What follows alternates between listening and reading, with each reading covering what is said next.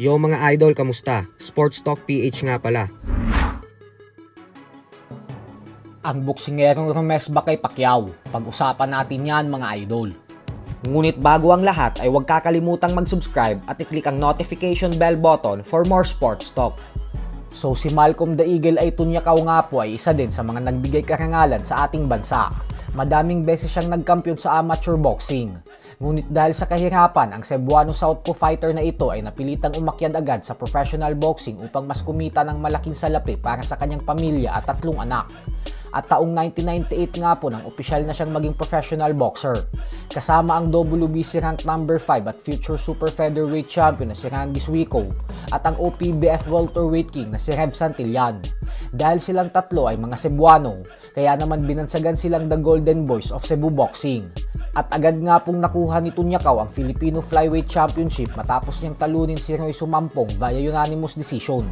At kung matatandaan nga po natin mga idol, ay natalo si Manny Pacquiao taong 1999 sa kamay ng Thai legend na si Sing Surat gamit ang isang body shot na nagpatumba sa ating pambansang kamao sa 3rd round ng bakbakan nila. Dahilan kung bakit nakuha ni Sing Surat ang WBC at lineal flyweight title kay Pacquiao. Ngunit isang taon nga lamang po makalipas niyang talunin si Pacquiao ay nakalaban niya naman si Tunyakaw. At sa laban na ito ay laking tuwa ng mga Pilipino dahil naipagaganti ng ating kababayan na si Tunyakaw si Pacman kay Sing Surat. Ito po ay dahil nagawang talunin ni Tunyakaw via TKO sa 7th round ng kampyon. Dahilan kung bakit naging WBC and lineal flyweight champion na si Tunyakaw. Hindi basta-basta ang tinalo nito na si Sing Surat dahil natapos ang pagboboxing ni Sing Surat ng may napakagandang record na 74 wins with 51 knockouts at 6 na talo lamang. Ngunit taong 2015 nga po mga idol nang magtamo ng seryosong mga sugat si Tunyakaw matapos itong tagain ng bolo habang tulog ng kanyang kasintahan. Napuno ng sugat ang katawan ni Tunyakaw, ngunit ang kanyang ulo ang pinakanagtamo ng malalang pinsala. Ang dahilan ng kasintahan ay dahil sa pambababae di umano ni Tunyakaw. Buti na lang ay agad itong nadala sa ospital at nailigtas pa. Kasalukuyan namang naninirahan sa Japan si Tunyakaw. Tahimik at mapayapa na ang kanyang buhay ngayon doon. Nakakapagsalita na rin siya ng Japanese.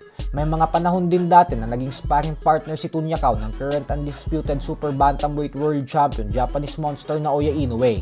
Sa ngayon nga po ay may edad ng 47 anyo si Tunyakaw at natapos na ang pagboboxing ng may napakagandang record na 35 wins with 20 knockouts sa 3 talo lamang. Taong 2014 pa nang siya ay huling sumampa sa professional boxing. Si Tunyakaw ang boksingerong tumalo at gumante sa knockout kay Pacquiao. Nagtrending rin si Tunyakaw dati sa ating bansa matapos kumalat ang balita na isa na siyang basurero sa Japan.